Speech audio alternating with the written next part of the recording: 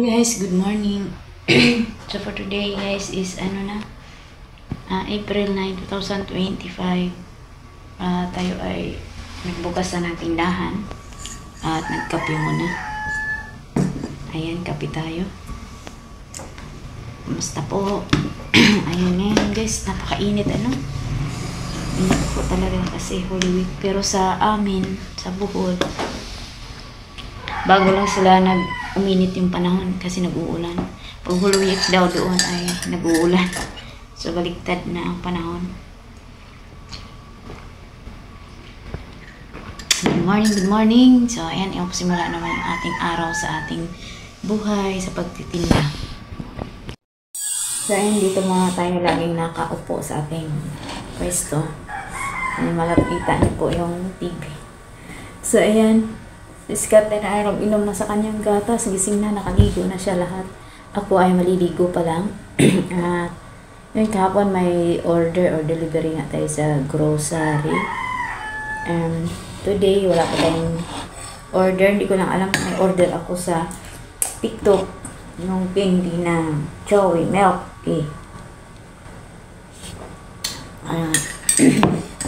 Salamat pala sa mga nanonood, Ate JB TV, Nanitis TV, Prissy Pardelio, Mami Hinierita Solidad all the way in Australia. Thank you po sa inyo sa walang sawang suporta. No, thank you. Kahit minsan hindi po ako nakapag-reply, busy ang inyong tindera pa sa nakapag-upload tayo. Ayan, minsan di pa ako naka-response kaagad. Maraming salamat po sa inyo. Sabi ni Nanay Tess, ano ba yung sabi ni Nanay Tess? Yun, regarding po, sabi pala Nanay Tess, yung CCTV, malinaw. Oo, malinaw siya. Kaso lang, yung aming CCTV ay against the light. Kasi lalo na pag nakaharap yun, malinaw. Tapos sa gabi, malinaw din siya. At saka maririnig mo yung mga pinag-usapan, gano'n.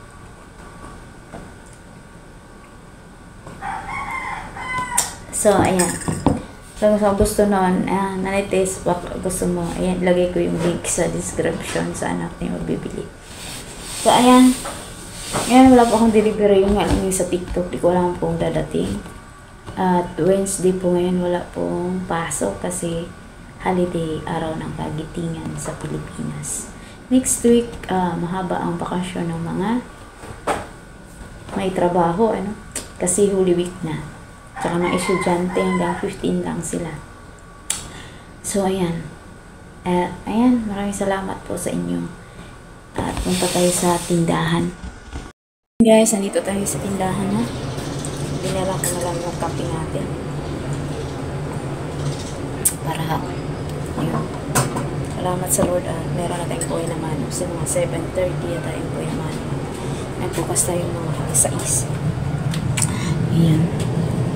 Lipat ko na naman ito guys. Ito guys, yung nabili ko sa TikTok na laging 2 beses. Oh my goodness. Sa paglilipat ko ng mga paninda. Nahihilo yung mga tao pag pumalit na sa tindahan.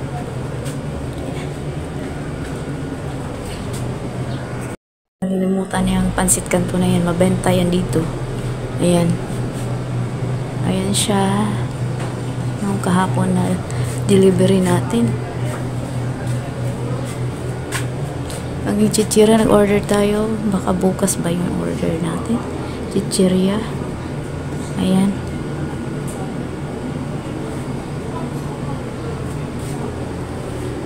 Wala na naman pala akong mantika, isa na lang. Kailangan makabili. Ayan. Tapos kahapon, nakapagtaka, walang bumili kasalo. Siguro yung mga tao. Minsan, ubos, sterilize natin, isa na lang.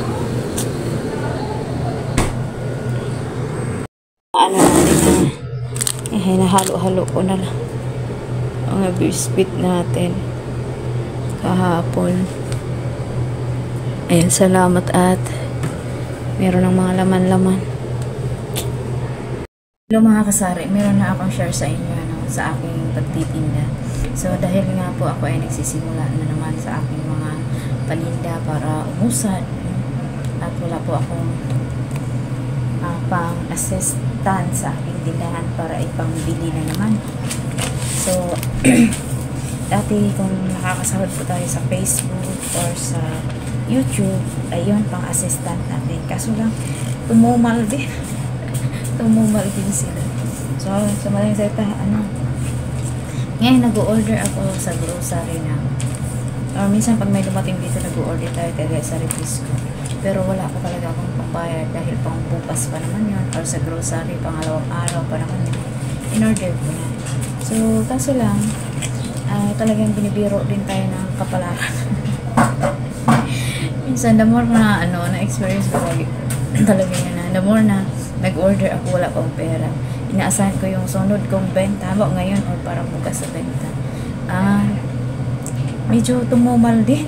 Hindi ko maabot nun sa benta. Kaya ngayon, ang ginawa ko, tigs 500, 600 na lang order ko sa grocery. Kasi dati 1,000 na talaga yung mga lagi ko order. Ngayon bumaba. Kasi paglakihan ko, ako ay natataranta na at hindi ko alam. Kaya maganda talaga pag mag-order, naka-ready na yung benta mo or pangbayad mo. Kaso lang, nga, wala pa. Pagsapalaran pa tayo. So, sinong relate sa ganun? Para sa akin kasi kaya order na ako kasi makabenta talaga ako din. Kasi sa araw-araw mo benta. Kaso lang, yun nga, sa dami din mga kulang-kulang na nga sa ating tindahan. Kaya medyo alanganin po yung ating inaasahan. Kaya minsan, buti nga may ang anak ko, nakahiram ako doon. Tapos kahapon, 250 na hiram ko. Kasi 1,000 plus yung aking delivery. Buti na lang, may pera sila po 250. Ayun. Binalik ko naman kaagad. At salamat, nakabenta din ako kahapon. Kumbaga may sobra pa ako para ibayad yun sa anak ko. Sino ang relate na natataranta na pag nandyan na yung delivery? Sorry, bayarin mo sa ating mga paninda. O ganun po, minsan. Pero ganun pa man, salamat pa rin sa Lord kahit tayo ay nataranta na sandali, naraos po at na-provide po natin. Kaya God is always provide po talaga. Kaya laging subok ko lang po yun. Kaya salamat sa Lord. Thank you Lord. Dati hindi ko po yun na intindihan. Minsan, narindi ka pa. Kaya, pero salamat. Kasi, hinuhubog yung ating pagkatao, ating sarili na marunong tayong mag-antay. Lalo na sa ating mga pangarap sa buhay. No? Kasi ang Lord, meron talaga siyang perfect timing. Kaya salamat Lord sa panahon na yun na ibubuhos mo yung pagpapalang nararapat sa amin na magkaroon kami ng pusong makag-antay. Ayan. So ayun lang, hindi pa naman tayo ngayon yumaman, pero aantayin natin at mayroon tayong pusong pag-aantay. Nakakainip kasi mag-intay, nakakainip. Pero ganun pa man, salamat, binigyan tayo ng unti-unti na puso mapagtiis at mapaghintay. Kaya tayo mga tao na iinip. Kailan ba tayo yaman? Yaman talaga. Maraming bagay na tinatawag na yayaman. Yayaman yung karunungan, yayaman yung ating kalusugan, hindi lang sa salapi, hindi lang sa salapi. Marami. Mayaman tayo sa pag-ising sa umaga, wala iniindang, wala iniindang sakit. Yung mayaman tayo sa pag-ibig ng Panginoon. Yan. Madami, hindi lang po sa yaman ng pera.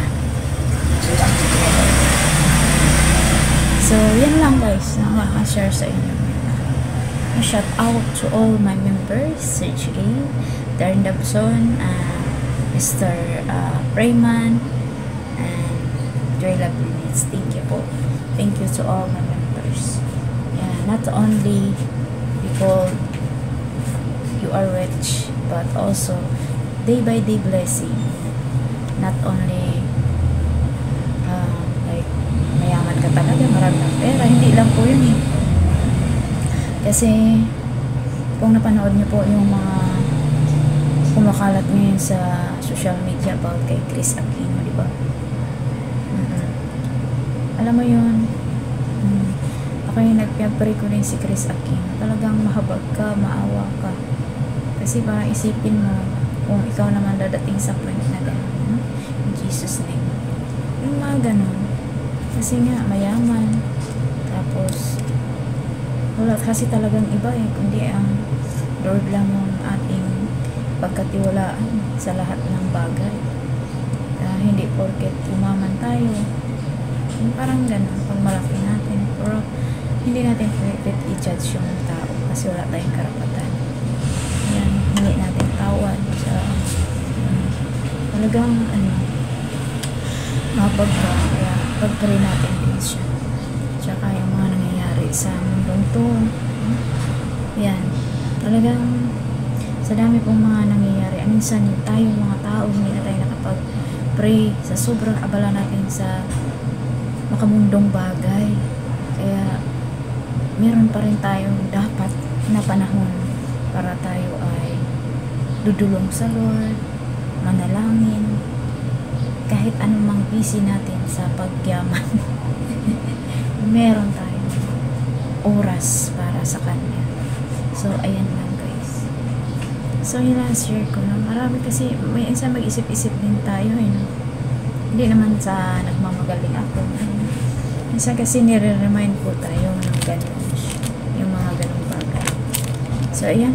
Salamat po sa inyo. Marami na akong pinagsasabi. Kape ko ay malamig na. Ay, sobrang init naman ngayon. Ay, rumasiga na yung araw guys. Dito ko sa inyo. Grabe, ang tirik ng araw. So yun guys, ang tirik ng araw. Maraming salamat sa inyong panonood. Hanggang sa muli. See you my next vlog. And shout out Peter Barbaria, Harris, shout out Sierra Visio. Nagawa kayo ng video. Parang meron siyang pag-abalahan. So ayan, maraming salamat. Hanggang sa muli. See you my next vlog. And God bless po everyone. Thank you. Ingat po tayong lahat. Saan man tayo. And of course, lagi po tayong manalangin. Thank you and God bless po everyone.